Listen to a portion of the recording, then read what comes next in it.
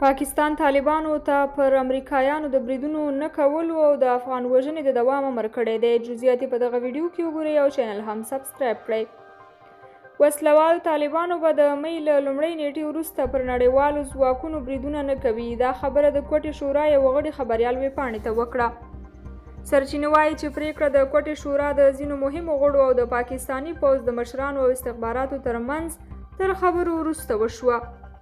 خبریال ویبپاڼې ته طالب سرچینو دا یادونه هم وکړه چې د طالبانو د 22 ولایتونو نظامي مسؤل ملا ذاکر اخوند په لومړي سر کې د دې پریکړې مخالفت کاوه، خو وروسته یې غاړه کېښوده. طالب سرچینې وایي چې پر افغان امنیتي ځواکونو به خال خال بریدونه کوي، خو امریکایي ځواکونه له بریدونو په بشپړه توګه خوندي دي. د دې پریکړې بل اړخ دا دی چې طالبان به یې رسما خپلو ځواکونو ته نه اعلانوي، خو د ولایتونو نظامي قومندانان او والیان به له خپلې وروستۍ پریکړې خبروي. دا خبر په داسې وخت کې راغلی دی چې یو پاکستاني پلاوی د افغان سولې پر سر په کابل کې د اشرف غني له حکومت سره په خبرو بوخت دی، او هم مهاله د پاکستان، ترکیې او افغانستان د بهرنیو چارو وزیرانو هم د افغان سولې په تړاو غونډه کړې ده.